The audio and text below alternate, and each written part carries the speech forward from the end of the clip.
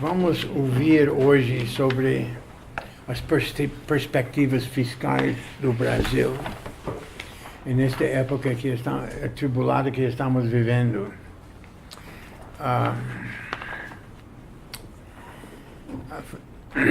Felipe Salto é diretor do novo Instituto Fiscal Independente, que dá uma visão muito mais objetiva e aprofundada sobre a situação fiscal do Brasil, que está do Senado, não? Isso. E Luiz Eduardo Assis, membro do Conselho do Instituto, era diretor do Banco Central, e ele vai fazer alguns comentários. Eu, lendo nesses dias sobre a situação agora, me faz lembrar muito da década de 80. O Brasil tem um déficit fiscal de 9% do PIB, que é um déficit nominal, que não pode ser resolvido em curto prazo. A diferença com a década de 80 é que o Brasil teve, com todos os defeitos e injustiças, um governo militar, um governo que administrou uma transição para a democracia, sem muitos abalos, com a inflação bem em cima de 100% ao ano, e que acabou sendo desembocou na hiperinflação. E naquela época também o Brasil não teve um problema da previdência como tem hoje, que resiste muito às reduções. Então, não sabemos como o Brasil vai enfrentar isso, e por isso estamos dispostos, com muitas ganas de ouvir Felipe. Em parênteses, eu deixei atrás um dos primeiros Braudel Papers de Celso Martoni, que era um membro fundador do Instituto, sobre o conceito brasileiro da moeda. Um ensaio brilhante. E também, menos brilhante, um artigo que eu escrevi para Forbes sobre aquela época. É realmente importante pensar, porque o Brasil tem evoluído muito desde a década de 80. E seria uma grande tragédia de voltar aos problemas que sofreu o Brasil na década de 80. Por favor. Bom, em primeiro lugar, eu quero agradecer o convite do Norman. É sempre um prazer estar aqui no Instituto, do qual já fiz parte também, só me desliguei temporariamente em razão da participação. Espero agora, que eu sou temporário. na Instituição Fiscal Independente, que é uma organização criada no âmbito do Senado Federal, no final do ano passado, com um objetivo claro, que é colocar luz sobre as contas públicas. Então, há um debate grande sobre o buraco fiscal, o rombo que nós estamos vivendo, o aumento acelerado da dívida pública, mas no fundo as estatísticas ainda estão mal organizadas, por incrível que pareça, e não é de conhecimento comum os detalhes, as singularidades desse nosso processo perigoso de deterioração fiscal. Quero cumprimentar também o Luiz Eduardo, um prazer também estar aqui na mesma mesa. Obrigado. E os demais membros do Instituto. Bom, então tem esses slides que vocês podem acompanhar, estão ali também na frente, que eu vou seguir na nossa apresentação. E eu trouxe também algumas cópias do nosso último relatório, que eu vou deixar com o Norman para depois, para quem tiver interesse, pode pegar com ele. Bom, o primeiro ponto é que a crise fiscal ela tem duas grandes dimensões. Primeiro é o resultado da crise de crescimento. Não dá para imaginar que um país que passou pelo pior biênio da série histórica do IBGE, que foi 2015-2016, em termos de crescimento do PIB, foi uma queda, um tombo de 7,5% acumulado em 15 e 16. O segundo pior momento da série histórica do IBGE, que começa em 1901, só para que se tenha ideia, foi no imediato pós-crise de 29, a grande crise de 29, quando a queda acumulada no biênio 30-31 foi de 5,5%. Agora foi de 7,5%. Então isso impacta fortemente as receitas do governo. Há uma desaceleração no momento inicial e depois queda das receitas, que ainda está acontecendo. E aí, dada a rigidez do orçamento público, do lado das despesas, fica muito difícil fazer um ajuste de curto prazo, um ajuste muito rápido. Nós vamos ver aqui nos dados que o governo já vem conseguindo produzir, na parte, sem considerar o resultado da Previdência, um resultado positivo, porque faz os ajustes nas chamadas despesas discricionárias, onde há maior liberdade para cortes. Nós estamos vendo no noticiário todo dia esses anúncios de que uma política pública ou outra, né, a questão da polícia, dos passaportes e tudo, estão entrando em colapso em razão desses cortes. Mas a verdade é que é difícil você fazer o ajuste fiscal no curtíssimo prazo sem mexer nesse tipo de despesa, investimentos basicamente, políticas públicas que estão dentro também desses gastos discricionários. Por isso a importância das reformas, né? A reforma da Previdência, ela é essencial e também é incrível, né? Quando a gente está de fora, de lá de Brasília e do Senado, a impressão que dá é que os políticos não têm a dimensão desse problema, mas a meu ver já começaram a ter sim. Porque independentemente se Temer vai continuar, se vai cair, se virar o Rodrigo Maia, e também em 2018 como é que vai ser depois do turbilhão dessa crise política que nós estamos vivendo, a agenda está posta. Quer dizer, quem se desviar dessa agenda, que é quase imperativa, de fazer a reforma que impacte os gastos obrigatórios, não vai conseguir ter sucesso. Quer dizer, quase que essa agenda quase que se impõe. E no início dos anos 2000 nós tínhamos cerca de 8 idosos para cada 100 trabalhadores ativos. 8 para 100. Em 2060 a projeção do IBGE, dos demógrafos do IBGE, é que haverá cerca de 45 a 50 idosos para cada 100 trabalhadores ativos. Então, se a gente acredita nas projeções dos demógrafos do IBGE, é aritmético, né? Vai haver um aumento explosivo, exponencial do gasto previdenciário, como já começou a acontecer. E nós não vamos conseguir dar conta disso, a não ser que se escolha gastar 100% do orçamento só para pagar aposentadorias. Ou que se faça, então, um aumento de carga tributária descomunal, né? Para nós que já temos uma carga relativamente alta. Os dados mais recentes, o PIB para o próximo trimestre, para o segundo, né, que deve ser divulgado, nós temos já o PIB do primeiro trimestre que foi positivo, mas o do segundo deve ser uma queda de 0,3%. Isso para mostrar que os dados de recuperação ainda não são muito sólidos, né? No mercado de trabalho há alguma redução da taxa de desemprego, mas muito mais em razão da desaceleração das demissões do que de uma retomada das contratações. Felipe, você pode explicar, isso é interessante, que havia tanta pronunciamento nos últimos anos da melhoria das contas públicas. Uhum. Onde estão os lacunas agora? Onde estão as partes problemáticas? Porque havia, inclusive, os expertos internacionais têm falado sobre a melhoria nas contas. Que são os problemas agora? Bom, o problema central, né, eu vou chegar lá, mas é que a gente tem um excesso de despesas salariais e previdenciárias. Então, o problema fiscal é igual a um problema de salários e de pagamento. Mas de saber o que está acontecendo. Sim. Sabemos o que está acontecendo. O diagnóstico é bem claro. Sim. E acho que é quase que consensual, né, de que o problema está nisso, né, previdência e pessoal. Você ainda tem aquela tese de que o problema também é um gasto financeiro elevado, o gasto com juros, etc. mas na verdade ele é uma consequência desse desajuste. Você tem um custo da dívida muito elevado. Hoje a taxa real de juros, nós estamos com uma taxa de juros de 10,25%.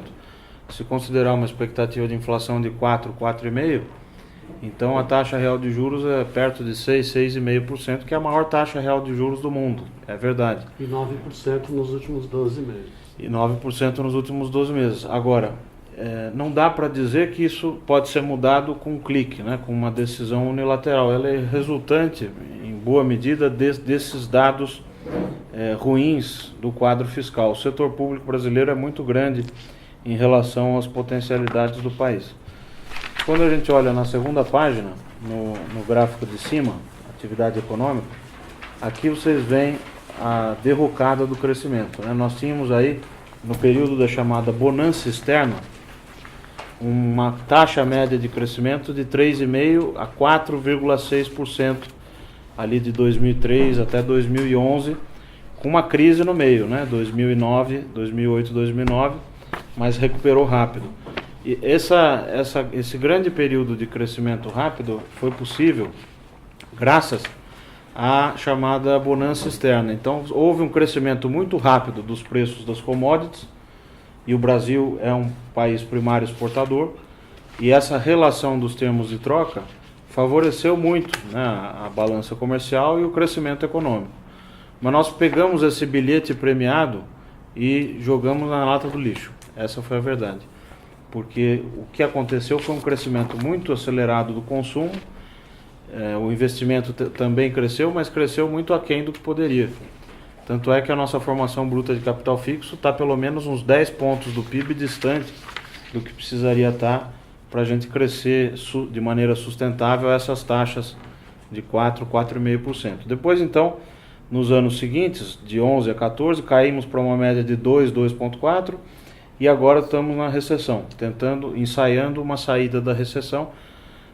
O nosso cenário lá na instituição fiscal é de que esse ano vai haver um crescimento perto de 0,5%, 0,46%, mas não é nenhuma maravilha, né? Para que você consiga ter de novo consumo, investimento, emprego mais robustos, precisa crescer mais do que isso.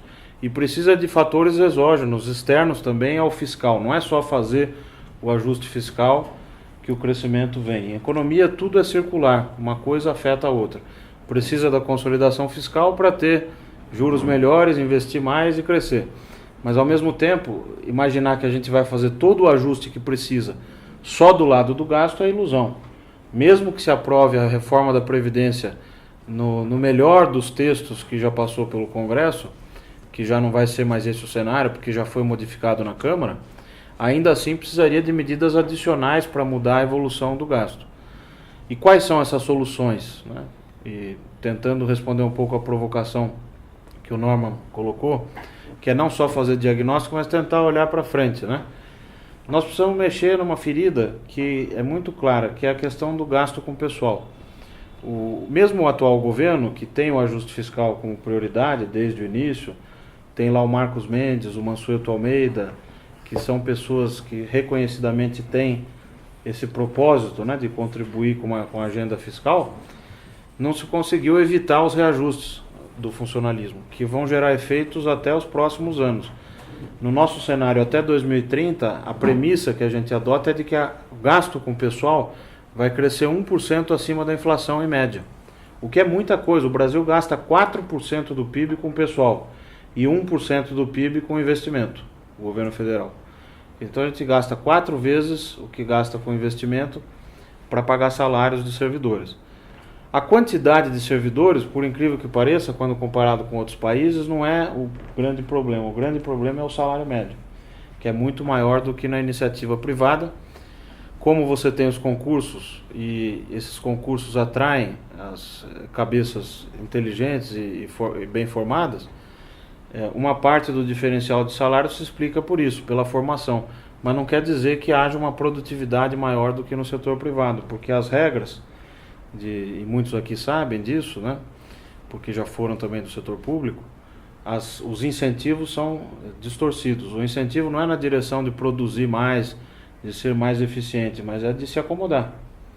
Dá para ver no Senado, onde eu estou tendo essa experiência desde 2015, onde você tem cabeças brilhantes lá, como a do próprio Marcos Mendes e outros consultores, etc., mas que aqueles que se destacam por uma questão pessoal de querer dar a sua contribuição, e não porque haja incentivos para que o sujeito produza, né, conteúdos relevantes, etc., etc. Então nós temos que resgatar essa agenda da reforma do Estado, que é uma agenda que foi endereçada lá nos anos 90 e que ficou pela metade. Criou-se a carreira do gestor com a ideia de formar carreiras novas para levantar o Estado e tudo, mas isso ficou pela metade. Na época da reforma do Estado, o chamado MARE, né, Ministério de Administração e Reforma do Estado. Então, minha opinião é de que nós temos que ir por esse caminho. Não adianta só pensar na reforma da Previdência, porque ela não será suficiente. Posso fazer uma Claro, observação? por favor. Que, eu acho que o problema mais grave que isso, que tem um sistema de incentivos perversos que dirige as pessoas com maior formação para ir para o setor público e ficam acomodados. E gente que pode ser em outra época ou em outra cultura, empresários e produzir coisas, e simplesmente eles estão encastelados, estão com mordomias e com aposentadorias garantidas, que não tem nenhum incentivo para fazer atividade mais criativa. E isso é uma carga para o país que vai além dos números dos salários do setor público. Desculpe. Concordo, estou de pleno acordo. Acho que nós temos que ter um Estado que incentive com essa postura inovadora e mais eficiente, né, por parte da burocracia técnica. E também no setor privado, né? Não é só uma questão do setor público. Talvez da nossa cultura, da nossa formação, né? Agora, voltando um pouco aqui à vaca fria, nos dados de atividade, já agora nos gráficos aqui de baixo, vocês veem que nós então esperamos uma recuperação até o final do ano.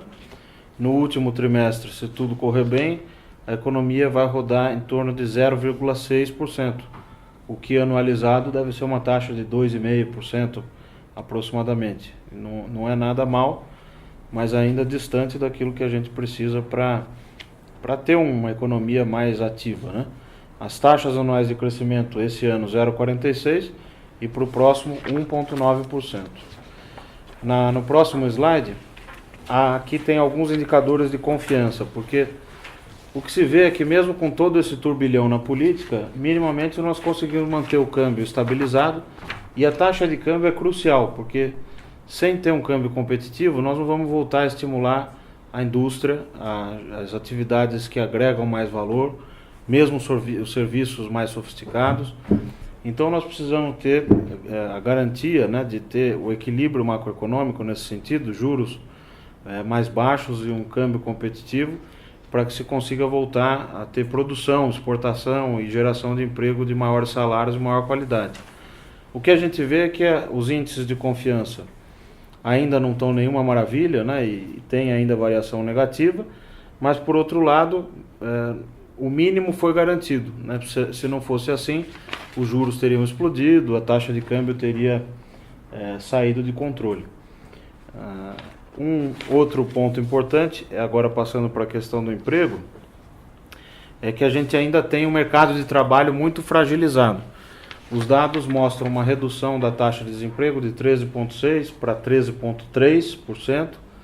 Quando a gente olha os detalhes, no entanto, né, todos os setores, extrativa mineral, indústria de transformação, serviços industriais de utilidade pública, construção civil, todos em 12 meses, né, em termos de estoque de emprego com carteira assinada, apresentam queda. O principal destaque negativo é a construção civil, com queda de 13,5%. Quando, olhando também dentro dos desempregados, quem é que está ficando desempregado, a taxa de desemprego dos chefes de família continua crescendo de maneira acelerada, né? O último dado de março a abril está perto de 8,5%, 9%. Então, ainda é um quadro muito negativo. Os indicadores que a gente tem de maior frequência, como se diz, eles mostram um ensaio de recuperação, mas nada ainda a comemorar. Uma pergunta, esse 8% é do total de desemprego, não é do total... Não, esse é só dos chefes de família, Certo. responsáveis pelo domicílio, né? Tá bom. O total está em 13,3%. Agora, no próximo gráfico, nós fizemos um exercício lá na IFE. Essa instituição fiscal independente é inspirada em outras experiências de países que fizeram essa mesma tentativa, né? Por exemplo, o CBO nos Estados Unidos, que é o mais antigo, que desde a década de 70 existe, faz esse tipo de análise para contrapor com os números do governo, fazer análises econômicas, subsidiar os parlamentares, e o OBR na Inglaterra, no Reino Unido, que também existe já há algum tempo, e a gente tem buscado observar que tipo de análises, produtos que eles fazem para copiar também, né, nesse sentido, e nos inspirar nisso. E um desses exercícios é esse que está no gráfico do hiato do produto. O que é o hiato do produto? É a distância do quanto que a economia está operando e o quanto que ela poderia operar, né, se estivesse usando todos os fatores de produção plenamente.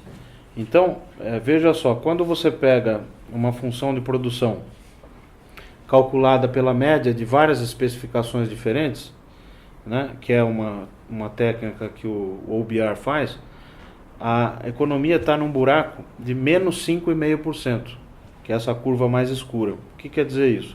Quer dizer que a distância entre o que a economia está produzindo, a dinâmica que a gente tem hoje, em relação ao seu potencial, é de menos 5,5%. Tem uma abertura muito grande. Por isso que a inflação está despencando, está desacelerando. Quando a gente olha o IGP, acumulado em 12 meses, está em menos 0,78%. É deflação em 12 meses. O IPCA nem tanto, né? É uma inflação de 3%, mas também desacelerando muito rapidamente. Então isso não é resultado de uma política monetária diferente. Isso é resultado da maior recessão da história do país, que ainda está em curso. E por isso que a taxa de juros tem um espaço para ser mais baixa, como o Banco Central já vem fazendo, né? Vem reduzindo os juros, tentando com isso estimular a atividade econômica. Mas enquanto nós não resolvermos esse nó, vai ser difícil ter um ajuste fiscal consistente. Não dá para imaginar que só a mudança do lado das despesas vai resolver o problema. A gente precisa ter fatores exógenos, e aí eu acho que tem duas coisas que a gente pode pensar, que são as concessões de infraestrutura e as exportações. Nessas duas matérias, o Brasil ainda é um dos países mais fechados do mundo. Precisa exportar mais, e para exportar mais tem que importar mais. Então o grau de abertura precisa ser maior. E precisa ter um programa de concessões efetivo, que funcione, que saia do papel. Porque esse que nós estamos vendo hoje não está sendo eficiente. Já o governo vai aí para um ano e meio, e não conseguiu tirar do papel a lista de concessões que foram prometidas. Nós fizemos um exercício para saber como é que está a política monetária, né? Que hoje é o único canal mais imediato que poderia estimular a economia mais rápido. Será que dá para o Banco Central reduzir mais rápido o juro ou não? Então nós pegamos a chamada regra de Taylor, que é a regra de decisão do Banco Central, onde ele dá um peso para distância da inflação em relação à meta e um peso para o hiato do produto, né, ou para a variável de atividade econômica. E aí nós fizemos 3 cenários nessa tabelinha que vocês estão vendo. No primeiro cenário, o peso para atividade econômica é de 0,1, logo abaixo aqui do gráfico do hiato. No segundo exercício, o peso é de 0,5, 50% para o hiato, 50% para a distância da inflação em relação à meta. Hoje a inflação está abaixo da meta, né? E o terceiro cenário é um cenário em que o Banco Central desce maior peso ainda para a atividade econômica, 0,9. Então dá para ver que a Selic ela poderia chegar no cenário do meio em 8,57%, ainda em 2017, e num cenário em que o peso para a atividade fosse maior, que é o terceiro, daria para ela ficar até abaixo de 8% ainda em 2017, 7,9%. Outro ponto importante dessa tabela é que dá para perceber julgando por esse exercício, né, que é um exercício como outros e que a gente pode discutir, que o Banco Central está atrasado, né, em relação à redução que poderia ser feita. Por exemplo, em janeiro de 2017, a Selic era de 13%, e nesse cenário do meio, vamos considerar como cenário básico, você tinha autorizado, né, para que a Selic pudesse estar em 10,03%. Em junho, 10,25% e a Selic já poderia estar em 8,84%. Então, isso só para mostrar que dá para o Banco Central ser um pouco mais ousado sem cair em políticas heterodoxas e coisas que pudessem afetar a confiança ou os preços do mercado, dos ativos, etc. Dá para ele ousar mais e isso ajudaria a melhorar o termômetro da atividade econômica talvez mais rapidamente. Uma questão. Eu não entendi bem qual seria a medida tomada pelo Banco Central para estar nessas alterações aqui. Pois é, porque no Brasil a gente tem hoje o sistema de metas de inflação. Então, o juro é fixado pelo BC com o objetivo de atingir uma meta que é fixada pelo Conselho Monetário Nacional, o CMN. E, implicitamente, a gente sabe que qual é a regra de decisão da autoridade monetária, do Banco Central, é uma regra que leva em conta a atividade econômica e a inflação, essa meta que ele tem que atingir. Ou seja, ele precisa atingir uma meta sujeito a algumas restrições, inclusive essa restrição da atividade econômica. Então, quando a gente simula essa regra, porque a gente não sabe qual é o peso que ele efetivamente dá para cada um desses dois fatores, atividade econômica e inflação, o resultado é o que a gente vê nessas três últimas colunas da tabela. Então, quanto maior o peso que ele dá para essa depressão que o Brasil está vivendo, medida pelo hiato do produto, menor essa taxa que a gente vê na tabela, ou seja, que é a taxa que o Banco Central poderia fixar, a taxa básica de juros. E isso afeta a economia porque você tem um crédito mais barato, estimula os investimentos. O juro é o custo de oportunidade do investimento, que é um conceito que os economistas usam para dizer o seguinte: olha, se eu tenho um determinado capital, eu vou investir em títulos do governo ou vou dobrar minha planta industrial de cosméticos, eu vou olhar para o meu custo de oportunidade de fazer isso. Então, dobrar a planta industrial vai ter, por exemplo, um retorno de 8%. Se eu pegar esse mesmo capital e colocar nos títulos do governo, eu ganho 10,25%. Só uma coisa grosseira para a gente entender por que o juro afeta a decisão de investimento e, em última instância, afeta a atividade econômica. Né? Vocês têm... desculpem. Desculpa interromper. Eu vendo a sua regra. A regra de bolsa, por ser geralmente é 0,3 para atividade e 0,7 para inflação, né? Regra de discurso global. Se você, nessa sua conta, se usar 0,3, vai ficar alguma coisa de Selic entre 9 e 8,5, sei lá. Por aí. A minha dúvida é assim, o BC tem uma estratégia, né? Ele pode ou cortar o juros mais rápido ou mais, o que seria justificável pelo hiato, também muito aberto. Só que em algum momento ele vai reverter o hiato relativamente mais rápido e ele poderia ter que subir juros depois, né? Assim, não tão depois, provavelmente até no segundo semestre de 18, primeiro semestre de 19. Se ele for para baixo de 8, é muito provável que sofra um preço. Será que não é melhor fazer uma estratégia gradual, de deixar o juros 9, 8,5, alguma coisa um pouco mais alta, e esperar, ver o que vai acontecer com a atividade devagarinho, ver se converge para baixo? Porque você está falando que você tem que ir de 8,5 com uma meta de inflação de 4,5, o juro real de 4, que historicamente é muito baixo para o Brasil, né? Então, já estaria em terreno supostamente estimulativo, você teria que já colocar alguma coisa de melhor de juro neutro na conta para equilibrar. Né? O juro real neutro, quando você vê aqui, tem na tabela também, né? Na verdade, isso é um belo chute que os economistas dão, porque ninguém sabe estimar o juro real neutro. Você pega o juro real ex ante, calculado para a série histórica, e faz uma suavização estatística, então vai dar esse 6% aqui que a gente tinha em janeiro de 2017, ou em junho 5,6%. Então você tem razão, quer dizer, se eu reduzo muito, eu fico abaixo do juro neutro. Mas minha opinião é que deveria fazer justamente isso, porque nós estamos num momento tão crítico de atividade que o único fator que pode estimular a atividade e de maneira consistente é colocar o juro real abaixo do juro real neutro por algum tempo. Tem que subir depois. Talvez tenha que fazer isso, mas se você fizer uma boa consolidação fiscal, aprovar a reforma da Previdência, avançar nessa matéria, talvez não tenha que fazer um aumento tão forte. Claro que quando recupera, o hiato vai fechando. Você vê aqui na tabela que o hiato ele cai de 4,98 em janeiro para 1,66 até o final de 2017. Ele fecha muito rápido, porque nós estamos vendo aquela recuperação que eu mostrei no gráfico anterior, que no último trimestre já vai estar crescendo perto de 0,6 o PIB. Então, é um ponto importante que você coloca, mas eu acho que o momento é de ousar, porque você tem a melhor equipe econômica que talvez pudesse ter, principalmente os técnicos, e sabe quais são os desafios que precisam ser enfrentados, que é a questão da Previdência em primeiro lugar e depois avançar sobre os outros gastos obrigatórios. Então, o Banco Central pode dar um passo um pouco mais ousado, em vez de ficar só assistindo e comemorando a desaceleração da inflação, que na verdade esconde algo ruim, que é um desastre do ponto de vista do mercado de trabalho, do consumo e do emprego.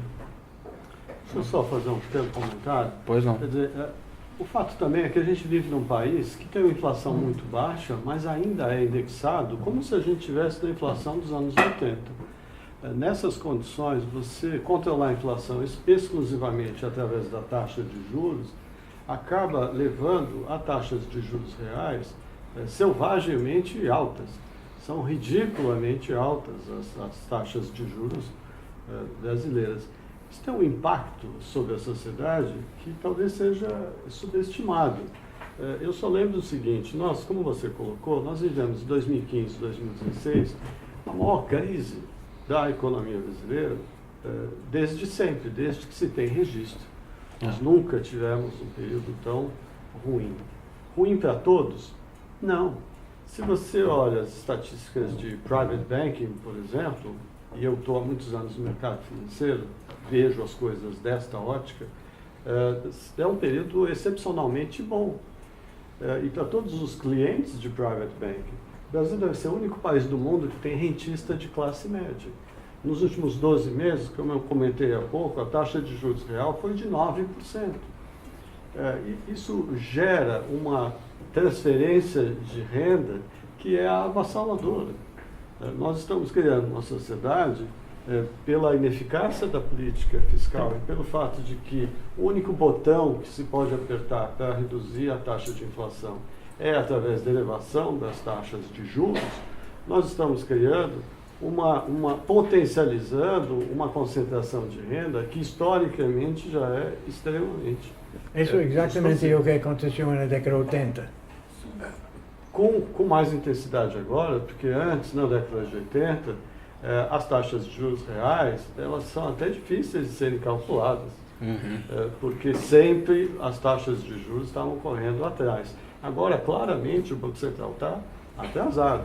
Essa simulação mostra com bastante acurácia que, embora os números não sejam exatos, o Banco Central vacilou. Ele poderia ter reduzido os juros, porque também, do ponto de vista do nível de atividade, é uma das poucas coisas que pode ser feita hoje para diminuir a intensidade da recessão e pavimentar o terreno minimamente para uma recuperação.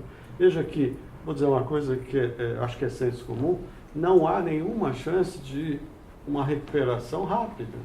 Não existe um polo dinâmico que possa hoje levar adiante um crescimento da economia.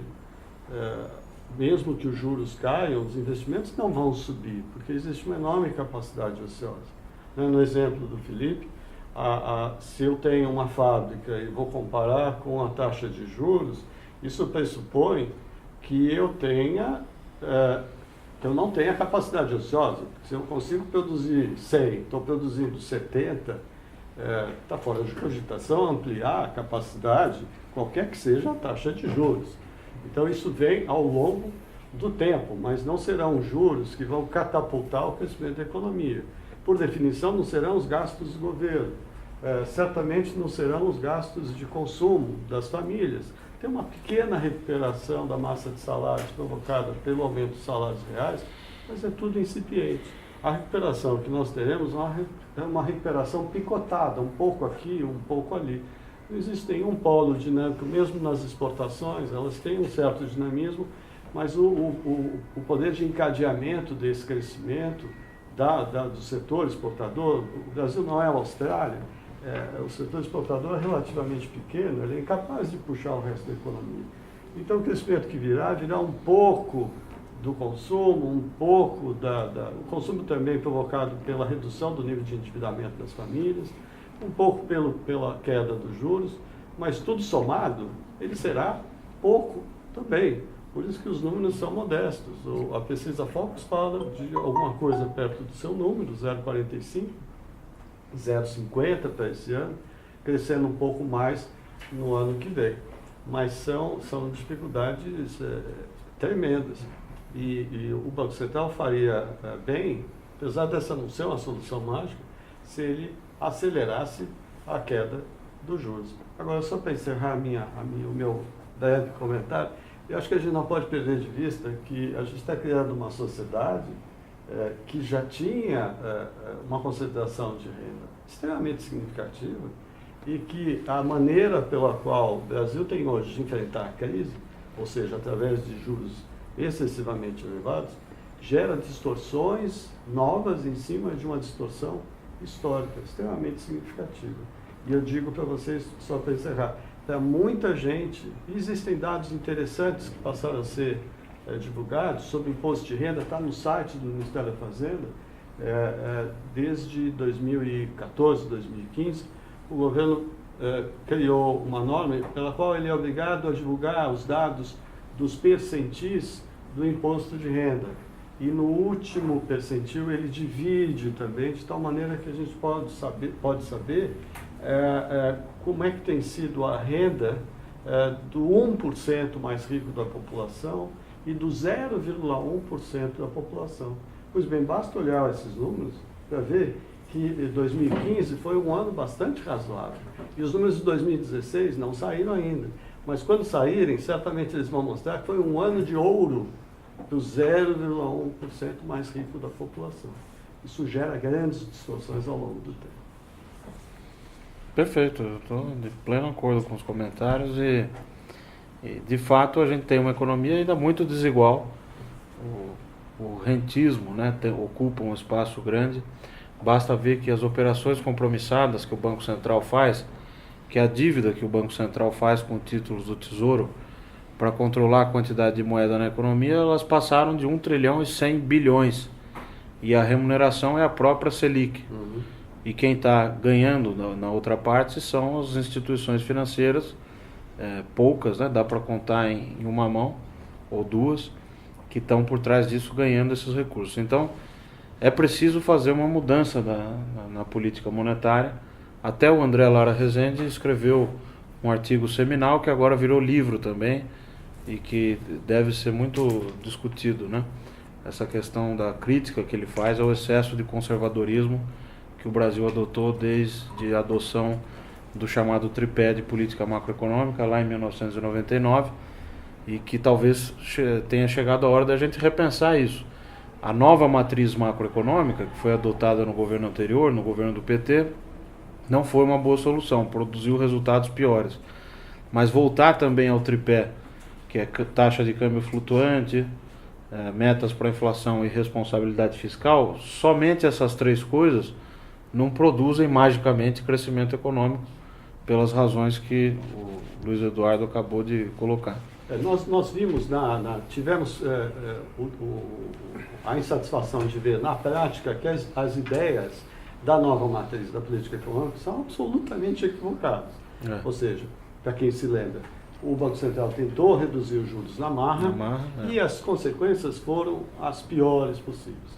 O que está faltando, no entanto, é a discussão sobre quais são as reformas necessárias, além da reforma fiscal, além do ajuste fiscal, o que é necessário para que a gente possa conviver com juros mais baixos.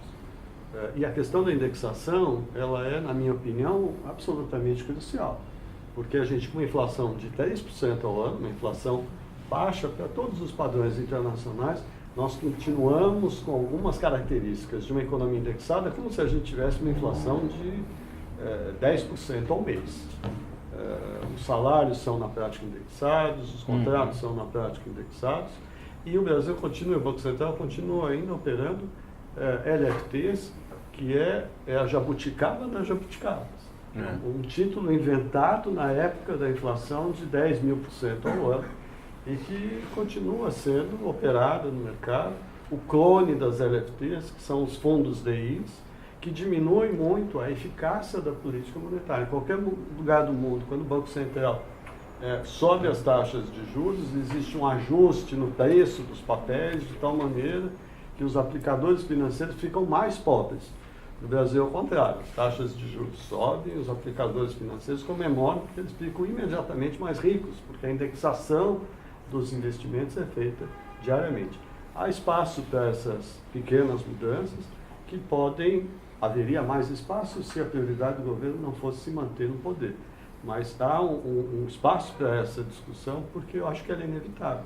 É preciso dar um outro passo no combate à inflação, que é desindexar a economia naquilo que for possível, sob pena de tornar a política monetária extremamente perversa. Eu queria fazer uma provocação para os dois. Eu acho que essa discussão sobre a atitude ela é realmente importante e concordo plenamente com os argumentos e acompanho a linha de raciocínio de vocês. Mas eu coloco uma outra variável para vocês comentarem.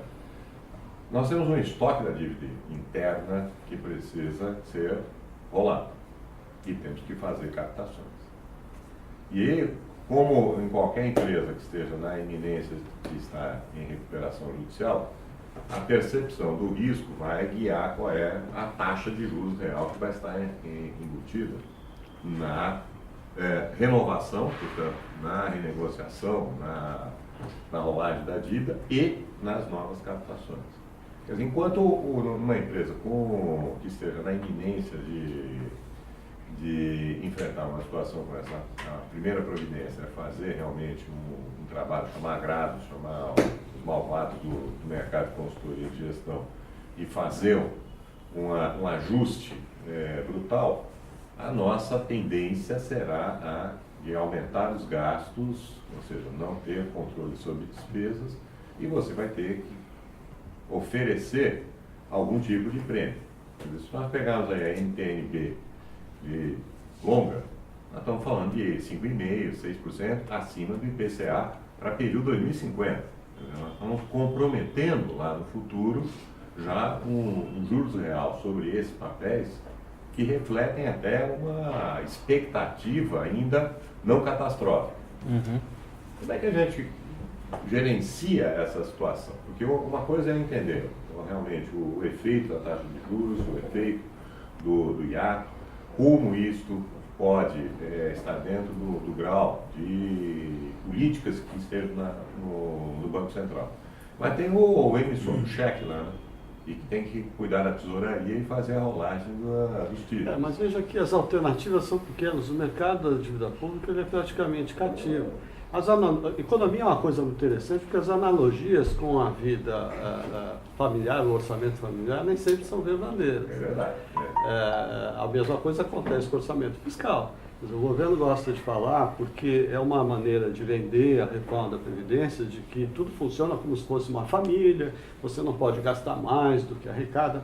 Pois bem, o governo faz isso há muito tempo, continua rolando a dívida sem nenhuma dificuldade. A dívida está, eu vejo a previsão de vocês, pode chegar a 80%, 90% do PIB. E é o gráfico mais interessante que existe sobre finanças. É o meu preferido de finanças públicas, é a relação dívida-PIB, porque ela explode. Ela saiu de 50 e poucos por cento no final de 2014, já está em 72, 73, e está subindo. E o mercado compra os papéis, não existe essa percepção de risco. Quando o Banco Central, de uma maneira irresponsável, cortou a taxa de juros, ainda no governo Dilma, porque achava que era só uma questão de maldade, uma questão de premiar os rentistas, o mercado continuou comprando os papéis todos os dias, não houve nenhuma dificuldade de rolagem da dívida. E o excesso de liquidez foi coberto pelo Banco Central, porque o Banco Central emite essas operações compromissadas, que são substitutos perfeitos para as LFTs. E se houver um leilão um dia e o mercado falar, não vamos comprar, a taxa Selic vai cair a zero. E aí ele vai fazer um segundo leilão e vai oferecer 5%, e 5% é melhor que 0%. E vão comprar os papéis. Então, o poder disciplinador do mercado, ele é relativo. Isso acontece na dívida externa, porque aí o mercado não é fechado. Mas e o hoje Banco Central a não predominância pode. da dívida externa é privada e não A pública. Não, e a dívida externa, ao contrário da década de 80, a dívida externa ela é irrelevante hoje. É um terço, metade das reservas. Não é um problema, é bem menor do que as reservas, e ainda assim o papel brasileiro paga mais de 5%. Isso não leva a um aumento do preço dos ativos reais? Numa queda de juros? Sim. Com certeza. Ou seja, isso levando isso adiante, certeza. nessa direção. Uma- E uma- reduzindo. Por exemplo, desculpe, Felipe, Não, acho que por favor. você é o nosso convidado. Não, fica à vontade. Imaginando que assuma um governo populista em 2018, que não é uma hipótese tão remota assim, e que resolva renovar a nova matriz, criar a novíssima matriz, e diga que o problema do déficit é o componente financeiro, e eu vou reduzir a taxa de juros na marra, eu vou pagar 5% nos próximos anos. Quem quiser, o que pode acontecer? Pode ter, de fato, um aumento de ativos reais, pode ter, no limite, uma fuga de capital, o que, como o mercado cambial é relativamente pequeno, comparativamente ao tamanho da dívida pública, o câmbio sobe muito. A inflação. E aí o Banco Central pode tentar controlar o câmbio, porque tem ainda muitas reservas, mas a inflação também vai sofrer. Eu acho que o canal de comunicação é pela inflação, não pela dificuldade da rolagem da dívida. Continua sendo rolado. Ou seja, as coisas estão todas bastante amarradas uma com a outra. Tem peculiaridades da economia brasileira, são muito fortes. A gente ainda tem um resquício de hiperinflação dos anos 80. Tanto é que a inflação de serviços, mesmo com a inflação tão baixa, a inflação de serviços está anualizada em 4,8%, 4,9%. Era de 8,9% há um pouco tempo atrás. De 8 e 9 durante anos. Mas agora, com toda essa deflação, a inflação de serviços ainda resiste, né? Isso corrobora o que o Luiz Eduardo falou a respeito do excesso de indexação. Agora, a inflação caiu com sangue, suor e desemprego, e também lágrimas. com sorte. Porque se a gente olha a inflação dos produtos agrícolas, ela despencou, ela é negativa. Ela é negativa.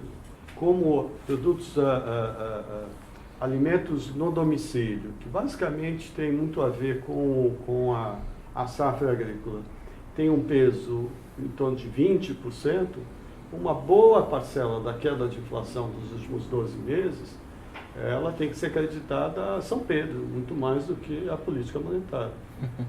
Mesmo que a política monetária tenha afundado a recessão e contribuído para uma quantidade de desempregados que é inédita na história do Brasil. Se a safra não tivesse sido tão boa, se o regime de chuvas não tivesse sido tão bom, a gente não teria uma queda tão grande de produtos alimentares, não teria tido uma queda tão grande de energia elétrica, que também tem um peso significativo. Tudo isso contribuiu para a queda da inflação. E esse é o meu ponto. Quer dizer, a política monetária ela é bastante ineficaz, né? Na ausência de uma política ineficaz, na ausência de uma política fiscal minimamente responsável. Custa muito e gera pouco. É preciso de juros muito, muito altos, recessão muito, muito forte para ter uma queda da inflação. Porque metade da dívida é indexada ao próprio instrumento de gestão da política monetária, que é a Selic. Você tem as LFTs mais as operações compromissadas, dá quase 47% da dívida total. Então, quando o Banco Central aumenta um ponto a taxa Selic, todas as pessoas aqui que detêm LFTs, instituições, etc., ficam mais ricas. Quando o objetivo de aumentar o juro é justamente o contrário, é gerar um efeito de redução no consumo e no investimento. Então, sempre o juro tem que ser mais elevado do que seria necessário na ausência dessa dívida toda atrelada à Selic. Agora, como mudar isso, né? A meu ver, claro, você tem que fazer a consolidação fiscal para ter um ambiente para poder reduzir o juro e trocando essa dívida atrelada à Selic por dívida mais longa. Porque se fizer o que foi feito em 2012, querer na marra, falar, olha, não vou mais emitir LFTs, vocês vão ter que agora ter um título mais longo, o mercado fala, tá bom, mas eu exijo um prêmio de X%, e aí você troca 6 por meia dúzia ou até 6 por algo mais caro. Então, a prioridade zero é o ajuste fiscal. Melhora o duration da dívida, mas não necessariamente, Mas não necessariamente o custo. Uhum. Né? E custo que é hoje muito elevado. Você tem hoje o déficit, como o Norman começou falando, de 9,2% do PIB. Quer dizer, quase 10% do PIB de déficit. Né? Isso além da carga tributária de 31,5%. Você pode somar as duas coisas, dá 42% quase do PIB, né? que o Estado ocupa na economia. Uhum. Sem falar na dívida vencendo em 12 meses, que a gente pode somar nisso também, para ter uma conta ainda mais... A dívida de curto prazo, quanto é? Se nós pegarmos a dívida que vence no horizonte de 12 meses, deve estar perto de 550 a 600 bilhões, que é mais ou menos 10% do PIB. PIB de 6 trilhões e 300. Então, você soma mais 10 pontos naquela nossa conta de 42, vai para 52% do PIB. O tamanho do Estado. Né? Que são o Temer para se manter no poder está soltando dinheiro para os estados e municípios agora. Isso resta credibilidade do comportamento de meio e longo prazo. O Instituto tem feito projeções de como vai ser a inflação e o produto no terceiro trimestre de 2018, durante a campanha eleitoral. Sim. Vocês têm feito essa projeção? Sim. Quais são elas? Olha, o que vai acontecer é que a inflação vai acelerar um pouco, porque como nós temos uma expectativa de retomada do crescimento, lá no final do ano que vem o crescimento vai estar rodando perto de 1,9%, 2%. Então a inflação esperada, quando a gente olha aqui na nossa tabela final, por exemplo, para 2018, 4,35% no final de 2018.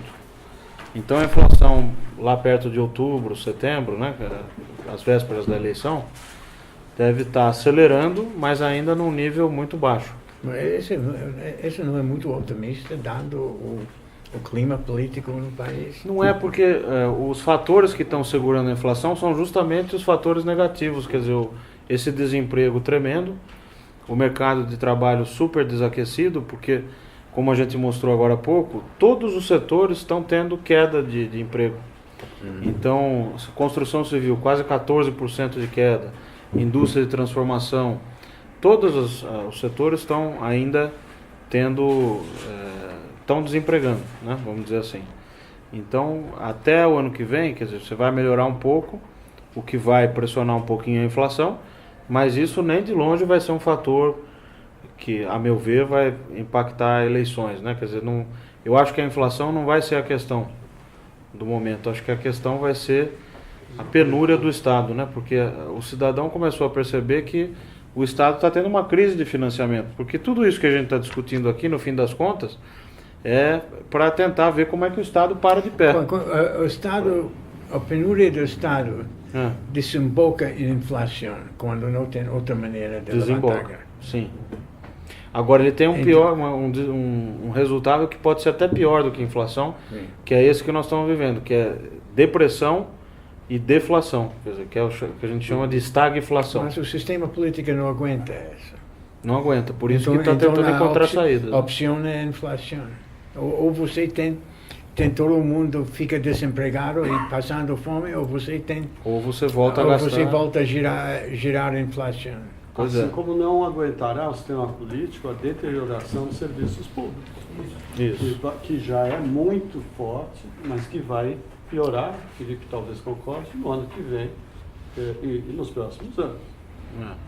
Porque a capacidade de redução de gastos é muito, muito pequena, vai ter que avançar nos gastos obrigatórios, e isso vai gerar provavelmente no ano que vem uma sensação de deterioração, de descaso Muito do evidente. setor público, que certamente vai influenciar os eleitores também. Se somar isso que você falou, da deterioração dos serviços públicos, com essa polarização política, com o conflito distributivo que a gente Exato. vive aqui no Brasil, sem querer ser catastrofista, qual a possibilidade que vocês veem de a coisa realmente meio que desandar do ponto de vista de Eu acho que o conflagração mesmo social? Não, o risco maior é uma candidatura populista, eu acho, porque isso é um caldo de Essa seria cultura. uma saída.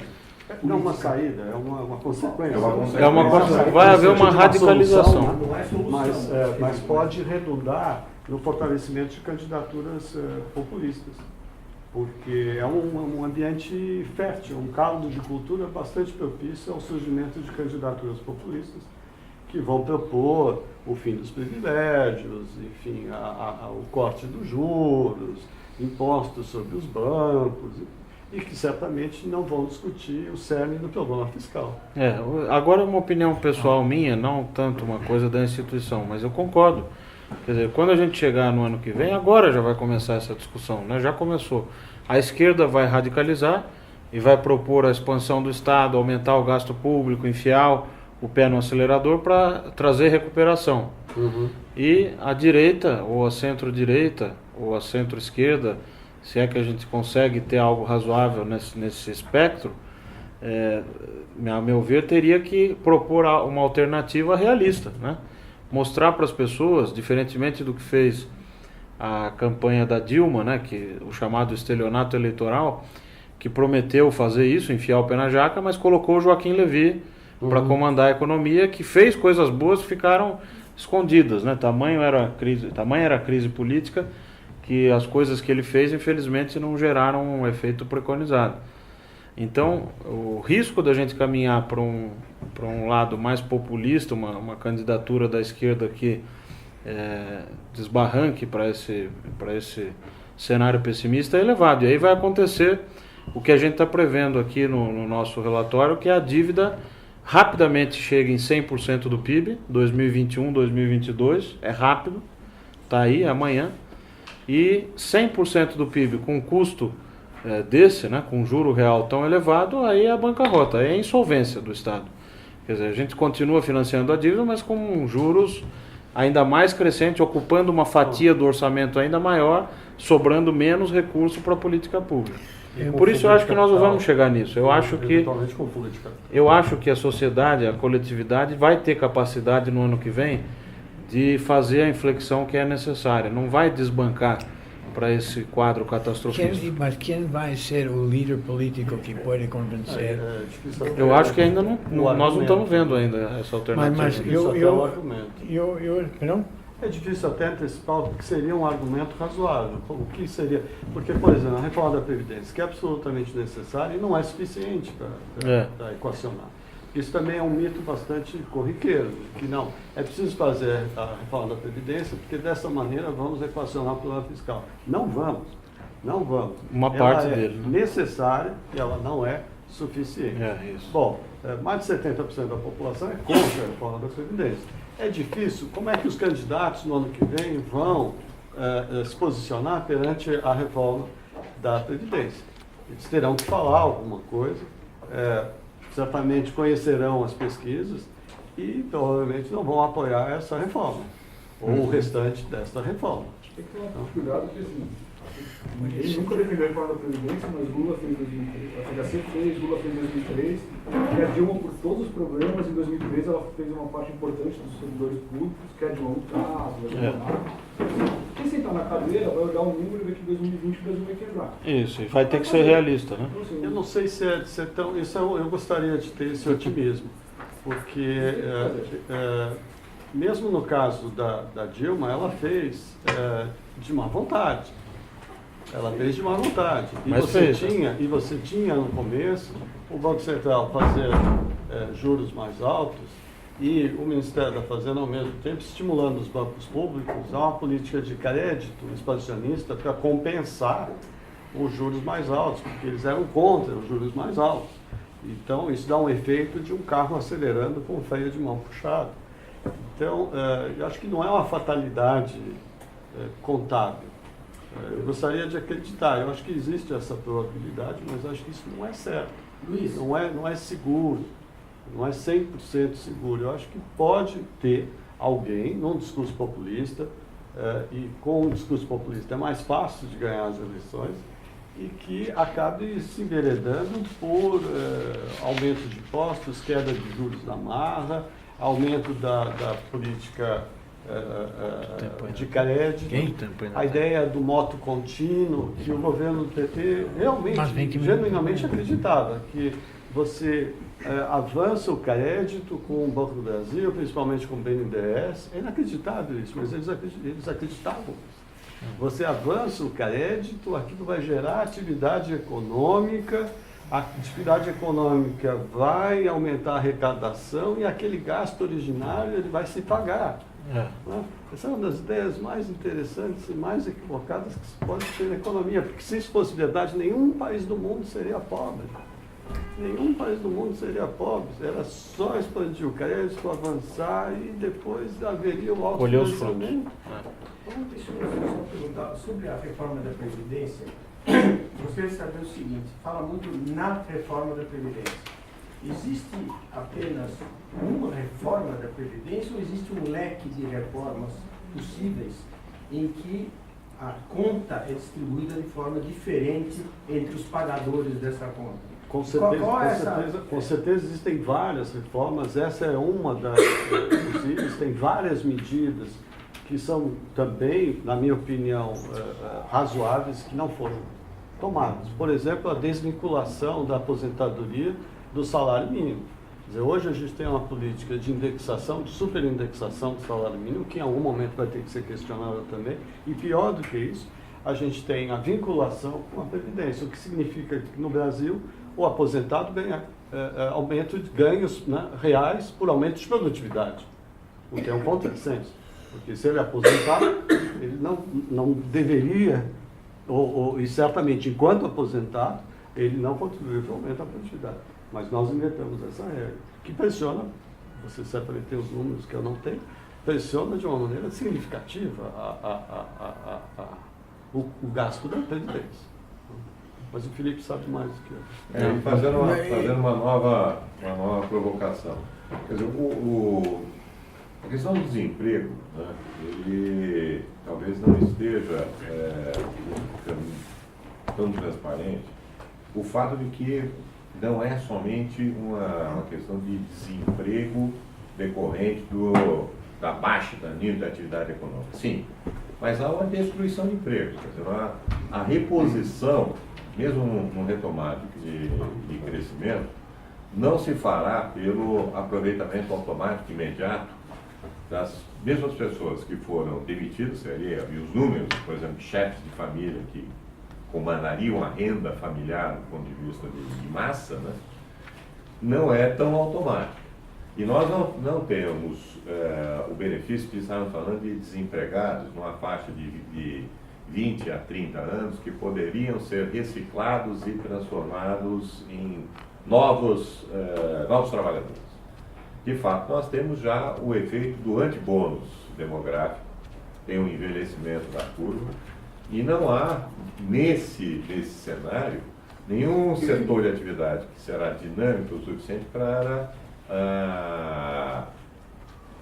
reabsorver boa parte dessa mão de obra. Mesmo na construção civil, nós estamos mudando o perfil de habilidades e capacidades, skills capabilities para esse tipo de profissional.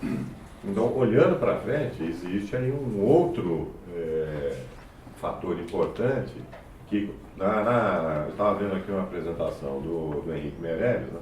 Ele acredita, e eu acho que os elementos indicam que sim, quer dizer, do nosso PIB potencial de 2,3% mágico, que seria o teto, com as reformas e mais o crowding privado, daria para chegar a alguma coisa entre 3,5% e 4% de alargamento desse PIB potencial.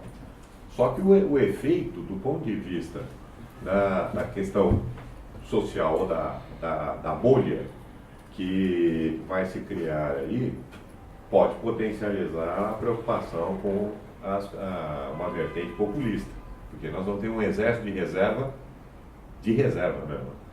Eu acho. Na beira do campo, assistindo o jogo e não podendo participar do jogo. Passando fome.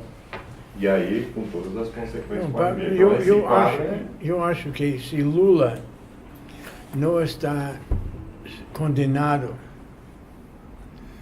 em apelação na justiça, ele pode surgir como salvador da pátria. Que Lula, eu não gosto de dizer isso, mas Lula é o único político com credibilidade de segurar o povo e administrar um programa do FMI, que eu acho que para começo de 2019 seria uma fatalidade na situação agora no Brasil. Eu não sei se você discorda comigo, mas eu acho que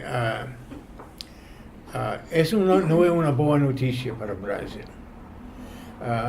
Havia muita especulação em 2002, 2003, o que faria Lula como presidente.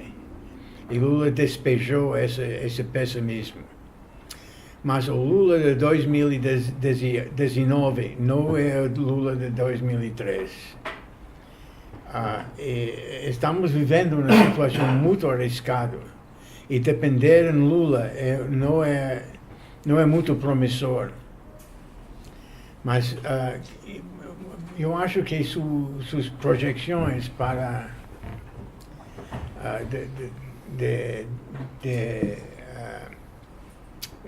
você não falou do déficit fiscal Vou falar. para 2018, terceiro semestre de 2000, final de 2018. É uma má notícia, porque o déficit fiscal no ano que vem vai estar pior do que nesse ano. A regra chamada teto de gastos, que ainda nós não discutimos, é positiva, ela mostra para uma direção correta, que é de tentar enxugar as despesas, mas a má notícia é que ela é frouxa no começo e muito rígida lá na frente. Frouxa no começo por quê? Porque a despesa vinha crescendo muito mais do que a inflação. Quando o governo diz, olha, fica fixado o limite que é crescer pela inflação anterior, ele jogou a despesa de 2016 para cima, inflou, tanto que a despesa de 2016 fechou em 1 trilhão 214 bilhões. Quando a gente coloca a inflação em cima disso, que foi de 7,2% no ano passado, até junho, então o teto de gastos ele fica em 1 trilhão 302 bilhões para 2017. E para o ano que vem, 1 trilhão 340 e poucos. Então, esse 1 trilhão 302 de 2017, nós vamos ficar, por incrível que pareça, muito abaixo disso. 1 trilhão 263. 40 bi de diferença. Tem uma gordura aí. Porque justamente o teto foi inflado. Agora, isso não significa que a política fiscal está melhorando. Porque a dívida continua crescendo e cumprir o teto por si só, como a gente vê por essa gordura de 40 bi, não é suficiente para produzir o resultado que a gente precisa. No ano que vem, vai haver também uma gordura, provavelmente entre 25 e 30 bilhões. Até que em 2020, aí o teto começa a ser binding, né? Ele começa a gerar uma restrição para valer, e se você não cumprir o teto, acionam todos aqueles gatilhos que estão previstos na PEC, na emenda à Constituição aprovada no ano passado. Quais são? A maior delas é que nenhuma medida que implique aumento real de despesa qualquer poderá ser aprovada. O salário mínimo, por exemplo, a lei que regulamenta a correção do salário mínimo pelo PIB, ela termina em 2019. Se em 2020 o governo descumprir o teto, ele não poderá reeditar a lei que corrige o salário mínimo acima da inflação. Não poderá dar reajuste, não poderá fazer uma série de coisas. Resta saber se o próximo governo vai ter força, né, e convicção para manter essa regra do teto e não alterar de novo a Constituição, voltando ao estado anterior, lá de 2014, 2015, quando não tinha a regra do teto. Então, os números fiscais, para responder o que o Norman perguntou, vão piorar no ano que vem. E nós vamos chegar então às portas da eleição com a dívida crescendo. O nosso número para a dívida pública no ano que vem, a dívida bruta, é de 80,7% do PIB no final do ano que vem. Hoje nós estamos com 72,5%. Então vai estar 7, 8 pontos maior no final do ano que vem. Você que, Mário? Não, eu acho que tem uma série de desculpa. provocações aqui, né, que me faz pegar aí, você falou do Lula, você falou... Parece que tipo, você falando aqui pra gente aqui, todo esse cenário, etc., qualquer um aqui na sala tem completa convicção que o problema é muito grande. É. A gente tem uma eleição aí que define aí se vem um aventureiro ou se não vem um aventureiro, se vem uma solução populista, se vem um Lula ou não, há menos de 300 dias. É. Vamos dizer, daqui a um ano está todo mundo na rua aí com bandeirinhas e assistindo televisão para saber quem vai votar. Não seria melhor já começar? Aí o Norma me perguntou em outro momento, pô, mas quem são essas lideranças? A resposta foi não sei.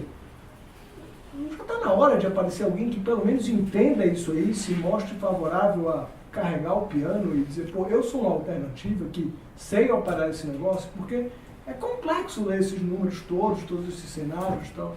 É uma provocação mesmo, acho que assim, me parece muito ousado achar que em menos de 360 dias a gente vai encontrar um cara que sabe operar isso tudo que você está falando aí, colocando pra gente com uma clareza brilhante, e que o problema só fica maior. Em menos de 360 dias vai aparecer alguém que vai conseguir explicar para o Brasil todo o que está acontecendo aí e ainda vai continuar segurando o piano. Então, acho que está mais do que na hora de aparecer alguém que domine o assunto, que saiba... Não é alguém, é um grupo de pessoas. É. É um grupo de pessoas tem Eu prefiro o ótimo, assim, o ótimo é inimigo do bom. Se for procurar o ótimo, aquele cara que está qualificado, refinado, não tem defeito nenhum, Não vai achar. não tá, e que ainda entende isso aqui, cara, não sei se acha em 360 dias. Eu acho que o que precisa são pessoas que consigam amalgamar, quer dizer, trazer os vários setores da sociedade, acomodar também o povão e o sindicalismo e toda essa coisa, para evitar que venha de novo o nosso salvador da pátria e conquiste de novo corações e mentes, que é o Lula. Então, como evitar esse mal maior? Agora, é uma Eu acho missão que o embora. PSDB e o grupo que está em torno do PSDB ainda tem a capacidade de atrair quadros. Esse cara do PSDB para dizer... Mas eu acho que não é uma pessoa. Eu acho que não é uma pessoa. Eu acho que um candidato que seja razoável, que seja minimamente... Hein? É a minha aposta, que seja razoável, que seja minimamente entenda isso aí. Mas esse cara tem que aparecer urgente. Mas não vai ser um líder carismático, não vai ser um líder, né? A questão é que eu acho que os tucanos devem mudar seu nome de guerra, de tucanato da pavonato. É verdade. Agora é uma missão embora, porque o discurso que faz sentido do ponto de vista econômico, que é enfatizar a necessidade urgente de um grande ajuste fiscal, Não serve que para campanha. significa cortes de despesas e aumento de impostos, ele faz pouco sentido do ponto de vista eleitoral. As pessoas não estão preparadas para isso, principalmente depois de 3, 4 anos de um nível de atividade pífio. Porque, do ponto de vista econômico, o que o próximo candidato, o próximo presidente pode prometer? Sangue, suor e lágrimas. As pessoas estão dispostas a isso. Se esse cara que transmite essa segurança, que consegue ter esse respaldo para resolver isso aí, aparece de última hora como no mesmo time, no mesmo momento, com um discurso competitivo de guerra com a solução mirabolante. Olha, Esse cara tem que estar com um discurso conciso, a verdade é essa, funciona assim, mas lá de trás, até para se construir, para que se tenha credibilidade, que se tenha respaldo, porque leva tempo para convencer o povão da dura realidade. Leva tempo para convencer a classe média dessa realidade. A classe média continua achando que a reforma fiscal, por exemplo, é combater os privilégios. E combater os privilégios é insuficiente para a reforma da Previdência, para a reforma fiscal. A classe média continua achando que o governo tira muito da sociedade e devolve pouco. Mas o problema é que o Os povo... números são ao contrário. O governo devolve para a sociedade 9% a mais do PIB do que dela retira. Então, o senso comum ele não anda sempre em linha com a racionalidade econômica. Mas o discurso dele é claro, em uma hora ele coloca aqui para essa sala toda, gente. O problema não é só a Previdência, o problema não é só Eu esse. votaria com grande alegria no Felipe, mas enfim, não é fácil convencer 200 milhões de... A pauta policial não está dominando hoje mentes e corações? Enquanto não tirar isso da frente, tem espaço para se discutir algo racional? O senhor queria dizer... Que é o seu nome? Desculpa. Meu nome é Carlos Trombini, desculpa, cheguei um pouquinho atrasado, perdi parte das suas apresentações, das suas discussões. Mas eu gostaria só de perguntar ao Felipe uma coisa que me incomoda demais, é a qualidade da nossa dívida pública. Eu recentemente li, através de uma matéria no Estado de São Paulo, até traçaram vários cenários, a dívida pública descendo abaixo dos 80% e chegando até a 120%, 130% do PIB. Então eu lhe pergunto à mesa, e até aos colegas que estão aqui, os amigos, você poderia me definir um pouquinho desse perfil dessa dívida pública e por onde a gente poderia atacar? Porque eu acho que o grande problema do Brasil, lógico, isso aqui tudo é interessante, falta de liderança, nós vamos ter muitas ainda. Recentemente nós tivemos na Fiesp um evento muito interessante, não sei se alguém esteve lá, sobre reforma política, não é? Então as ideias são imensas, as vontades são maiores ainda, mas a vontade de colocar para frente é um pouquinho pequena, não é? Então eu gostaria só de que você pudesse me dar um pouquinho mais desse perfil da dívida pública e o que nós poderíamos, não sei de curto prazo, esse curto prazo a gente fala até 2030, até 2050, né? O que isso significaria se nós atacássemos os principais pontos da dívida pública? Aumenta-se juro, aumenta-se Selic, aumenta a dívida pública. Mas como é que a gente combate esses efeitos? Então, se pudesse me dar um pouquinho mais de subsídio, eu agradeço. Então, bom, nós estávamos discutindo aqui justamente isso, né? Quer dizer, 47% da dívida é atrelada ao próprio instrumento de gestão da política monetária, que é a Selic. Isso gera, como o Luiz Eduardo estava dizendo, um efeito contágio, porque você aumenta o juro, os detentores desses títulos têm um efeito renda positivo, e aí o juro tem que ser maior do que aquele necessário para conter as pressões de demanda no momento de que o hiato do produto está fechando. É claro que nós precisamos mudar isso. Agora, o jabuti está lá em cima da árvore, precisa colocar uma escada para ele descer. E ele também subiu, não foi por força de mágica, né? Ele também chegou lá por alguma razão. E essa razão é todo esse desajuste fiscal que nós estamos vivendo. Então, enquanto nós não tivermos uma consolidação fiscal para valer, que mostre para o mercado, para a sociedade, que a gente vai conseguir ter uma dívida minimamente estável, vai ser difícil mudar o perfil da dívida. Até porque o Banco Central, desses 47%, aí, quase metade da dívida, uma boa parte está na mão do Banco Central. São as operações compromissadas, que tem um custo também muito próximo da Selic. Eu acho que essa questão da dívida precisa ser discutida, não é trivial, né? Nós precisamos mudar a qualidade, o perfil da dívida pública, alongar os prazos, mas também não é na marra, né? Precisa fazer a lição de casa para conseguir mudar isso.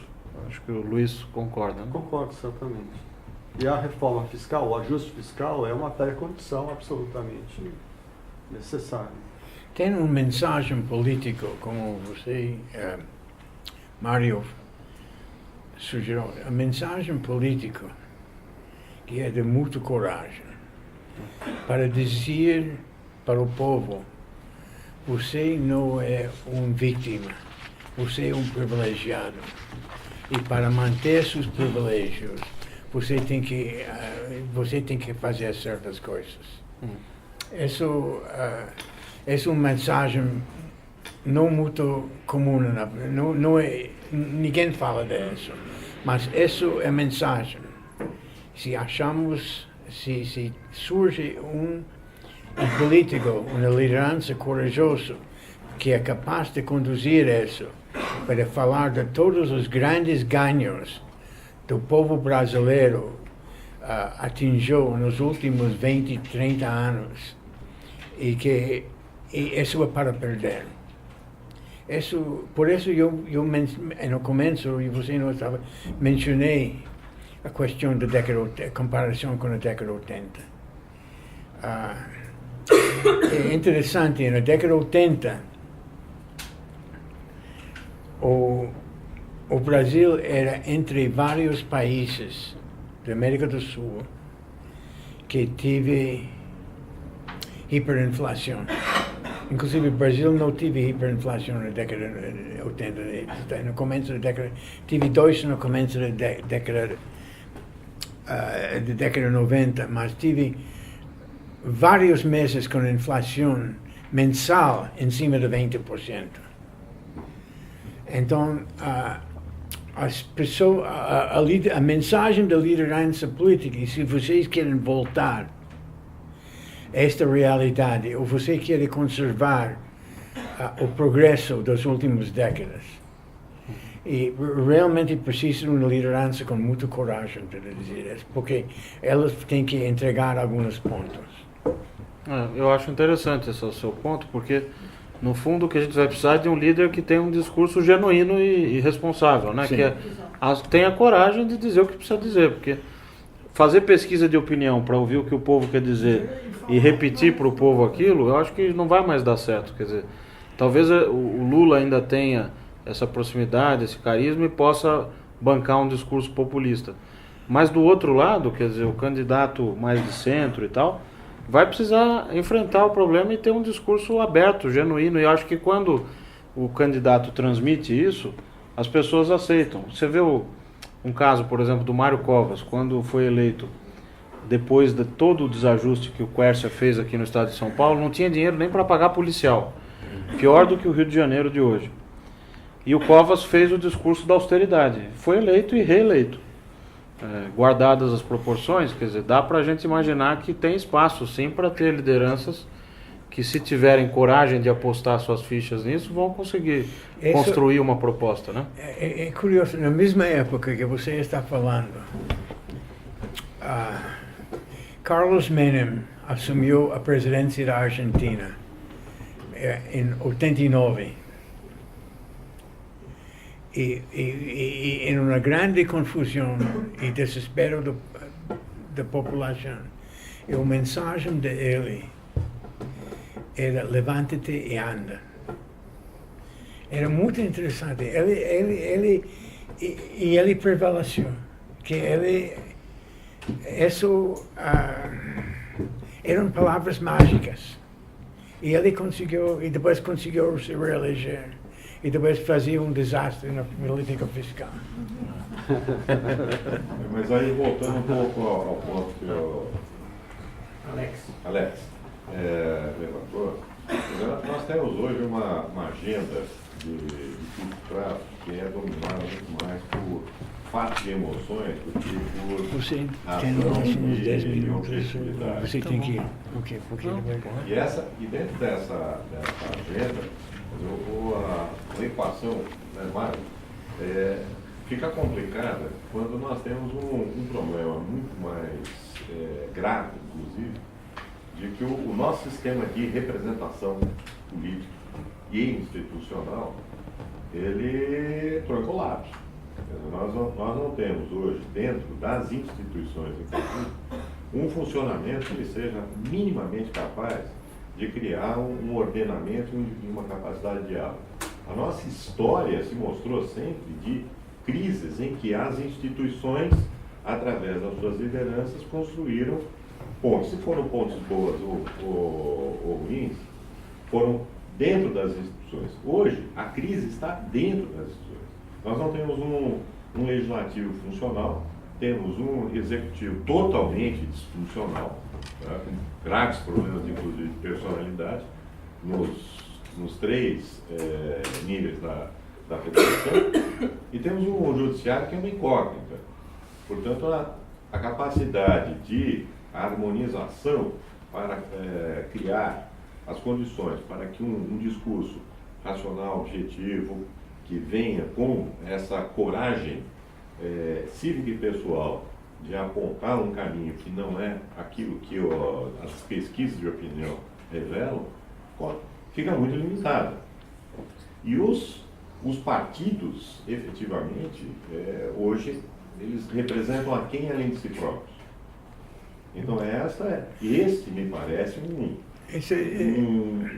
caminho que precisa ser reconstruído. Há uma obsolescência no nosso funcionamento institucional. É muito. Desculpe, só uma coisinha. a crise de credibilidade que existe no país em relação aos dirigentes de uma maneira geral, me parece ser um dos fatores da dificuldade de achar líderes. As pessoas correm um grande... Se alguém quiser se colocar, o risco de cair na vala comum de que todo mundo é ladrão é muito grande. O cara se não tiver muita capacidade e muito cuidado, ele se queima com a melhor das boas intenções, com o melhor dos discursos. Está correndo na internet um xiste, é triste na verdade, que corre o risco do Brasil de não ter uma passagem de faixa presidencial, mas de tornozeleira eletrônica do presidente do próximo. Mas realmente é muito curioso a sociologia política, que não surgem novas lideranças. Ninguém fala do... Deixa-me terminar isso. Ninguém fala do governador do Espírito Santo. É muito interessante isso. Que é um homem que está governador por terceira vez, mas ele era o estado mais violento no Brasil, que não é mais violento. Contas públicas. Ele acertou as contas públicas. Ele anunciou para o povo, antes de assumir, que ia fazer isso. E melhorou o ensino público. E ninguém fala de um nome como esse. Eu não conheço ele, eu só tenho notícias. Porque os fatos e emoções estão... Ele foi acusado, infelizmente, eu acompanhei um pouquinho o noticiário sobre... Mas deixa Josi falar um pouco. Não, é porque eu estava imaginando um pouco, diante do que eu vi, que será que a gente não acha o líder, porque dada a gravidade da situação, a gente está querendo alguém perfeito, né? Porque a situação é tão grave. E pelo que eu estou entendendo, realmente o que está precisando nesse momento é alguém que tenha coragem, carisma e credibilidade, ponto. Que seja capaz de dizer Essas não são poucas coisas. Não é pouco, mas também... E o Emmanuel Macron já está empregado. Eu sei, mas também não tem que ser tudo mais, entendeu? Porque quando a gente fala do Lula, eu longe de defender o Lula por diversos motivos, e pode ser lendo o que eu estou falando, pode não ser verdade, mas o Lula não era bom só para a população carente. Eu lembro de um episódio que eles contavam, que daquelas discussões da Vale, minério de ferro, o Roger entrando bravíssimo na sala dele, em 5 minutos ele dava um tapa na costa e falava, pois é isso mesmo, estou fazendo tudo diferente do que você queria, mas estou fazendo.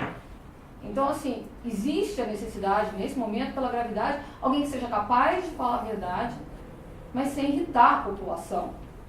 Né? E, infelizmente, o Lula... E como a gente não caiu no canto da celeira, eu vejo 2 riscos que a gente tem hoje. Hoje é entrar alguém populista ou a gente se iludir atrás de um novo Lula e cair no canto da celeira porque a pessoa... Mas não é isso. A questão é essa, buscar alguém que tenha coragem, carisma e credibilidade. Não é difícil, mas... Tem um outro debate que é, além de encontrar isso aí, sua colocação, ou seja, você torna assim, a aversão à política, né?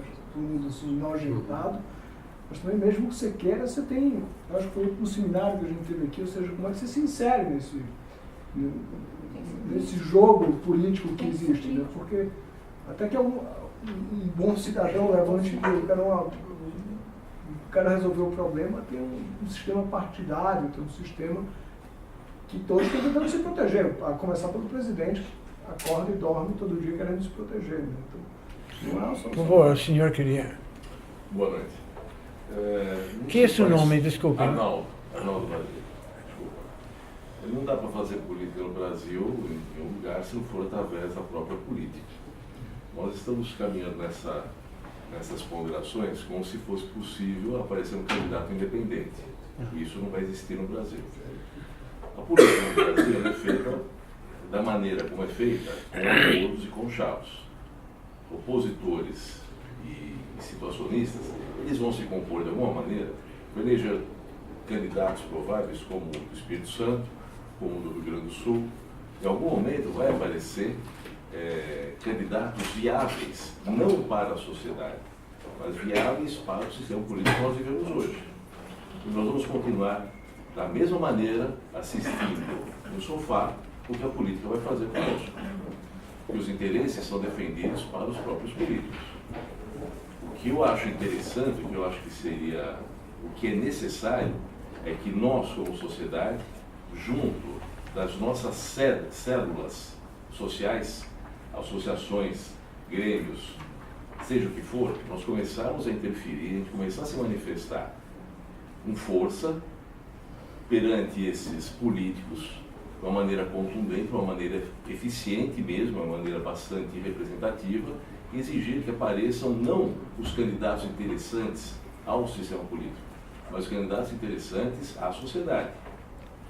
Quando você comenta que o judiciário é um incógnito, o judiciário defende técnicas que estão escritas na Constituição, nos seus diversos adendos, e não sai do tecnicismo. Mas esse tecnicismo não representa mais, não defende mais os interesses da sociedade. A nossa sociedade vive relações mais complexas do que aquilo que está escrito nos livros jurídicos. Concordo totalmente. Então o sistema jurídico brasileiro ele está ultrapassado. O sistema jurídico, por mais perfeito que ele seja, por mais justo que ele seja, em cima da legislação, em cima daquilo que está escrito, não reflete aquilo que a sociedade anseia. É difícil explicar para qualquer cidadão comum por que o Aécio foi solto, se todas as evidências colocavam ele imediatamente atrás das grades. Mas o tecnicismo do judiciário pôs o Aécio para fora. Eu não estou aqui fazendo juízo, uma análise de juízo se merecia ou não, mas eu estou me baseando no seguinte: o tecnicismo do judiciário não está de acordo com os anseios da sociedade. E a partir do momento que a sociedade tem essa percepção que o judiciário não defende os interesses da sociedade, fica essa sensação de que nós não temos alternativa nenhuma, que não dá para acreditar em nada, porque não se faz justiça conforme aquilo que na essência, a essência pura, a interpretação clara daquilo que é a intuição das pessoas. Então o cidadão brasileiro hoje, ele está doente por conta disso, ele não tem como se defender, não tem quem o defenda. Aí eu volto, sem ser repetido, se nós não começarmos a agir nas nossas células sociais, nós vamos continuar assistindo esse espetáculo podre do jeito que está acontecendo. É por isso, Arnaldo, que o ponto focal nesse momento é o questionamento sobre o funcionamento do sistema de representação, através dos partidos e com todo o arcabouço institucional dado pela Constituição de 88. Ele é crônico ou anacrônico? Que esta disfuncionalidade bate de frente com a capacidade de toda a análise racional em termos de políticas econômicas, de como administrar esta passagem da catástrofe para, pelo menos um quadro de razoável estabilidade, passa exatamente por essa ponte. Esta ponte, que não é uma pinguela, não é uma ponte virtual, envolve claramente o sistema de representação e o funcionamento desse sistema de representação. Não é um sistema de representação. Possivelmente... Isso não é sistema de representação, uma turma excessivamente protegido e quase incestuoso, que ocupa barreiras que ninguém passa. Por isso não tem renovação dos partidos, por isso não tem novas lideranças. Desculpa, mas pelo que eu vi, ele deu praticamente, entre aspas, a solução que pode ser sonhadora, mas a única opção, parece, que a gente tem para ter alguma solução diferente do que seria isso, é ir realmente buscar essas lideranças, que elas nasçam naturalmente nas nossas comunidades, associações que sejam, porque se a gente for buscar no sistema tradicional, político, a gente vai pegar um novo Lula, a gente vai querer colocar uma pele de cordeiro em algum lobo e acreditar que ele vai se comportar até um determinado momento que ele vai achar que ele pode tudo. Então, um ponto agravante, porque não será um salvador, será um sebastianismo. Daí vai ser o populista, ou alguém mentiroso, né? Complementando com o apoio de grupos políticos. Grupos políticos que não representam a gente. Então, não tem outra solução do que a gente tentar, cada um, buscar nas associações, nas organizações, que essas lideranças surjam. Que nem tem a Janaína, com todo o tecnicismo. A Janaína ela é capaz de falar para qualquer um que a lei. E com muita propriedade. E ela fala de qualquer assunto complicado. Então, existem pessoas, sim, que são carismáticas, que têm o dom de falar de forma simples. Que é seu nome? Isso seria através da criação de novos partidos? Não, não tem nem tempo para isso. Mas como que a gente iria inserir essas pessoas? Cada um fazendo o seu papel. Sim, mas em termos práticos, assim, como que a pessoa chegaria, por exemplo, aos cargos de liderança? Não sei, dúvida. Não querendo criticar, mas só querendo entender, né? Porque cada um, querendo ou não, eu tenho visto pessoas, através de partidos, de eleições, como que a gente eu tenho visto as pessoas se mobilizarem nas redes sociais. Eu acho que existem representações comerciais, cada um tem seu veículo, gente. Cada um tem algum lugar onde pode agir, no seu colégio, na sua comunidade, não Mas importa. o voto representativo que nós temos no Brasil é exatamente esse, que é de partidos em que você elege, né? A Casa do Congresso, não é isso? Então, Sim, esse é o nosso a sistema. partir da nossa atuação. Agora, a partir da sociedade, como é que a gente faria isso? Se cada um atuar no seu ambiente, alguém vai aparecer com liderança suficiente para atuar no ambiente superior. O que eu quero dizer, eu não sou capaz de chegar no Congresso, eu não sou capaz de eleger um deputado, mas eu posso atuar no meio que eu vivo. E a partir da nossa atuação, o tempo todo, alguém vai surgir capaz de chegar em alguém que a gente não chega diretamente. Não sei, eu não vejo outra saída. O tempo é curto e realmente a situação é grave, o risco existe. Eu acho que a gente tem que começar a falar por aí. Eu acho que estamos basicamente esgotando nosso tempo aqui. Você tem alguma palavra final para nós?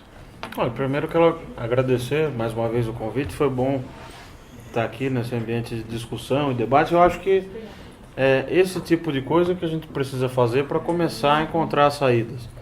E, claro, os partidos vão ter que se reinventar também. E já estão percebendo isso, né? Você vê, por exemplo, o PSDB, que eu sou mais próximo, mas eu vejo o PT também tentando buscar se reconstruir, se recolocar. E não adianta a gente imaginar que a solução vai vir de fora da política, né? Os políticos vêm da sociedade, não vêm de Marte. E então é a sociedade que vai ter que se mobilizar e entender qual é o diagnóstico, entender que a situação é muito difícil, para que a gente consiga então encontrar saídas para esses problemas. Eu acho que do ponto de vista econômico é muito difícil, vai demorar, o ajuste fiscal é penoso mesmo, porque nenhum remédio é doce, né? É agradável de tomar, ele é amargo. Mas a gente precisa entender e ter consciência de que esse remédio vai precisar ser tomado e por um bom tempo para a gente conseguir sair dessa crise. Eu sou otimista, acho que até pela idade eu preciso ser otimista, né? Eu preciso acreditar que a gente vai ter a chance de construir um país novo, moderno, democrático para valer. E tudo isso que nós estamos vivendo hoje é positivo, é uma depuração que está acontecendo, com exageros aqui e ali, mas a gente vai ter que avançar e vai ter que passar por isso para atravessar essa pinguela, essa ponte e conseguir construir um país que a gente pinguela sonha. É uma né? palavra terrível. Fernando Henrique fez isso e agora todo mundo está usando a palavra. Então, obrigado mais uma vez. Luiz Eduardo, você tem alguma coisa para... Não, um comentário muito rápido. Em primeiro lugar, agradecer ao Felipe pela disposição de vir aqui discutir conosco essa noite. Muito obrigado. E dizer da minha satisfação de participar desse tipo de conversa, porque nós estamos vivendo um momento histórico do Brasil. É bom mesmo que a gente se interesse, é bom mesmo que a gente discuta, porque o que nós vivemos nos últimos anos, o que nós vamos viver nos próximos 2, 3 anos, é um momento crucial da história do Brasil. É bom a gente discutir, é bom a gente ficar de olhos bem abertos, porque nós somos testemunhas de um momento único na história desse país. E procurar se envolver sempre que houver oportunidade local, claro, e ambiente, porque vai ter que ser com a nossa participação mesmo. Bom, muito obrigado a vocês. Boa noite. Obrigado, não. Muito obrigado.